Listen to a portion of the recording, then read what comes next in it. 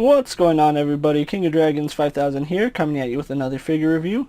Today we'll be having a look at the G.I. Joe Classified Series Snake Eyes origin movie, Storm Shadow. And so here we have Storm Shadow posed and out of the packaging. Before we take a look at the figure, let's actually run through his accessories really fast. Storm Shadow does come with two different head sculpts. We do get an unmasked head, which has a good likeness to the actor. I'm probably never going to use this head. And then we do have a masked head. He also does come with his two katanas, which do fit in either of his hands. And those look really good when you have them posed. And then he also comes with a backpack that you can sheath his katanas on. They're not a real sheath, but it looks pretty good when you have the sheath or the swords on his back. So with that out of the way, guys, let's actually take a closer look at Storm Shadow. And so here we have a closer look at Storm Shadow, and I like aspects of this figure. This figure has some things to really enjoy, but then there's other things that I find really questionable about. Starting at the main issue I have with this figure, the color. I'm not so fond of the cream color that they went with for Storm Shadow. I know it's close to the movie, but I would have preferred a white costume, not this offset cream colored that they went with. It is a little bit jarring because you do expect Storm Shadow to be wearing white, and he does have like a yellowish hue to him, making him almost a cream color, and I'm not a fan of that, to be quite honest. But I do like the head sculpt. This is a really nice base for Storm Shadow. It's a really good look for the figure. It really does harken back to the classic Storm Shadow. Really loving that, and you can see the detailing on his mask is done very well. Really do like it. It actually does look like there's a face underneath this mask, and it's not just sculpted fabric. They even did the ears, which is a really nice little piece for the costume, and then we do have some wrinkles back here. But yeah, overall, really do like the head sculpt. I do like that his eyes are peeking through, although his eyes do appear blue, and when you look at the maskless head, his eyes are brown, so don't know what the deal with that is. Maybe it's a spoiler in the movie. I don't know. Haven't seen the movie, and I'm probably not going to see it, but having a look at this Storm Shadow, his eyes are blue. Just throwing that out there. So he does have a traditional Storm Shadow collar. I don't know what it is about movies. They want to throw a collar on Storm Shadow. And I'm just saying traditional Storm Shadow collar because even in the first G.I. Joe movie, he had a collar. Why? I don't know. They just put a collar on him, and that's what they're doing with this movie as well. There's aspects about the first G.I. Joe movie that they threw on this figure that I'm not a fan of. And we'll have a look at that in a little bit. But you can see that he has like a zipper going down his outfit right there, which is a little strange. You wouldn't expect a ninja to have a zipper on his costume, but he does, which means that this flap folds over, and that's how he gets in the suit. Really do like the silver that comes on his side right here that looks like it holds the armor all together. He does have some armor plates to him, and it is a really nice glossy white, although it kind of gets lost in the figure because he is this cream color, and it's just cream all around. There's really very few instances where the plastic looks different. If they had hit this with like a shiny high gloss and then this with a matte finish, you'd see a huge difference. I mean, there is somewhat of a sheen difference in his gauntlets and his shoulder pads and a little bit on his shoulder right here, but other than that, he's pretty much the same finish all the way around, so that is a little bit disappointing. Again, would have liked to see just some more white on him, not this cream color, although the gauntlets are done very well. And I do like this, his shoulder pads kind of resemble samurai armor. That's a really nice little nod that I do like, that there are some traditional Japanese aspects to Storm Shadow. So overall, really do like this. And one thing to note is that his belt is a floating piece, so that will get in the way of things, like you can see it move around. I'm not a huge fan of his tunic going past his legs. It's not as bad as the original G.I. Joe movie where his tunic like kind of encapsulated him in a traffic cone, and I never really liked those old figures because of it. But this, it doesn't do that bad of a deal hanging down. It does get out of the way, and you can see it is a softer fabric, but I'm not a fan of Storm Shadow having hanging down material that hinders his movement. I mean, he's a ninja. He doesn't need all this flash, so yeah. He does have utility belt pouches right here, and they are sculpted nicely. Would have liked to see a little bit of paint work. If they added the silver here, they could have added the silver on the buckles. I think that would have looked really good.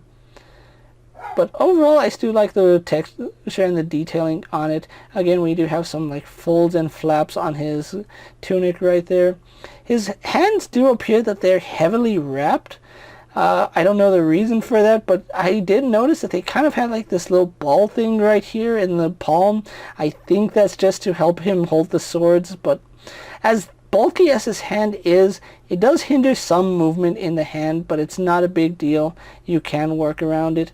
And then he has traditional ninja pants that are all baggy, and you can see they do tuck into his, it's not really a boot, it's like his shin guard, because he is wearing somewhat of a traditional ninja bottom pants right here, because they are baggy and then they do tuck in at the calf, but he does have the shoulder, or not the shoulder, but the shin guards right here covering it.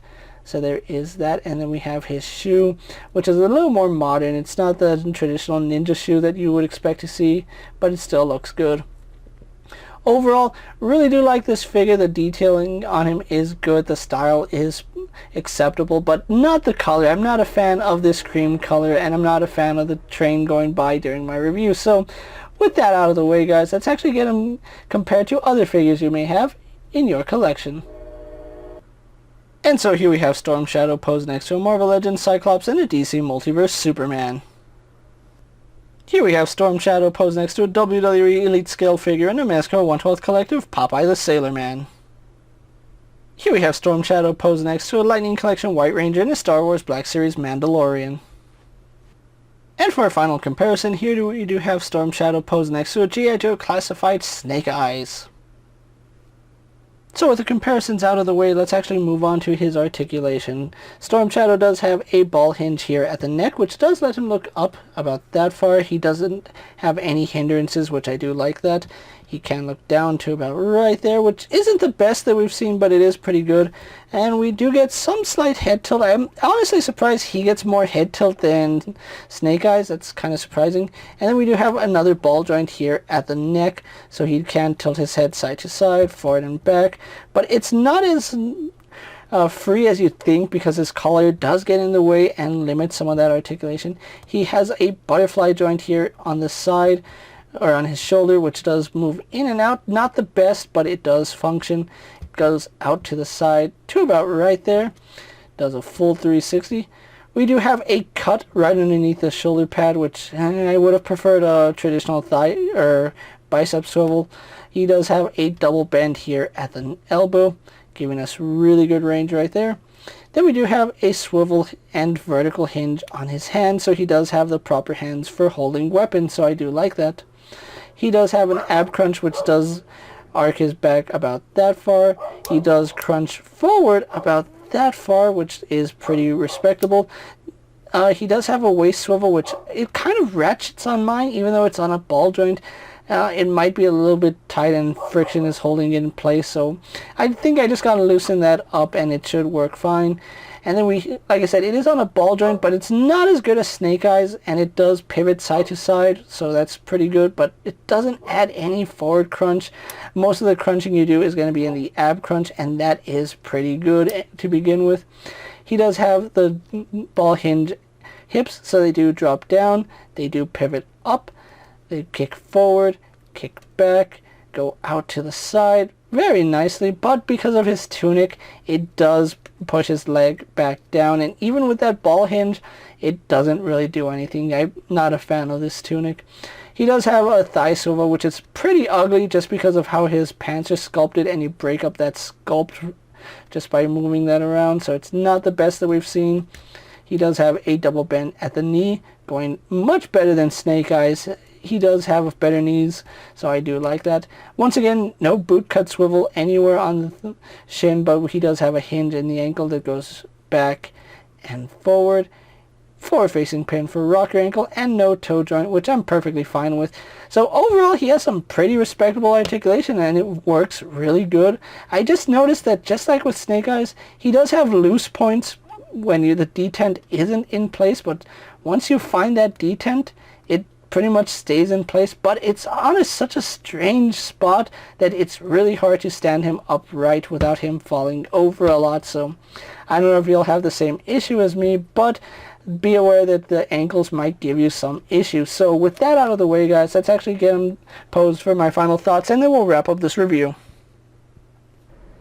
And so here we have the G.I. Joe Classified Snake Eyes Origin Storm Shadow pose for my final thoughts. And overall, I think Hasbro did a fantastic job with this figure. Although I'm not a fan of the color they went with. I would have preferred more white than cream. And I know on my camera it's probably coming out more yellow than it actually is. It's actually like a cream color more than yellow. I think my camera is just intensifying the colors, which is a little bit unfortunate because you're not getting the full picture of this figure. But overall, I'm happy with it. I just feel like there are some things that could have been worked better. His shoulders could have been designed just a little bit better, because as you move the shoulders up, there is a chance that the shoulder guard does run into the butterfly joint, and that is leads to concern because you can actually damage the figure. I've noticed that mine does have a slight scratch on one of the shoulder guards because of that. You just got to be very careful when you're posing this figure around not to scrape the shoulder pads against the butterfly joint. Overall, he does pose really well, but unlike Snake Eyes, I feel like Storm Shadow is a little bit limited in articulation just because of his shoulder pads and his little tunic. If they had done away with that or designed it a little bit different in the movie, I think I would have enjoyed this figure a little bit more, but overall still a very solid figure. If you're a fan of Storm Shadow, you're going to want to have this figure in your collection. Even if you're not a fan of the movie, I still think this is a solid Storm Shadow, even though it's not a classic Storm Shadow and it's not the definitive G.I. Joe Classified Storm Shadow. It's still a Storm Shadow to have in your collection, because we have really only gotten 2 Storm Shadows so far, the Amazon exclusive and this one, which is surprising we haven't got a classic Storm Shadow yet. Really looking forward to that. But in the meantime, the G.I. Joe Classified Snake Eyes figures are starting to hit stores at the time I'm making this video. Although I have never seen a G.I. Joe Classified figure in my local retail, I know that they do exist. You just got to be lucky and get there before anyone else does. But like I said, this is still a very nice figure to have for a G.I. Joe fan. With that being said, guys, I'm KingofDragons 5000. Don't forget to like this video, leave a comment, subscribe to my channel. Go ahead and check out all my other action figure reviews as well as all my other G.I. Joe figures. Hopefully you find them informative. As always, if there's a figure you would like to see me review, let me know down in the comments, and if it's in my collection, I'll gladly have a look at it. While you're at it, check out my Instagram account for new and exciting action figure photos, and as always, ring that bell to be notified every time I upload a video. Until next time, guys, I'll see you later. Take care, everyone.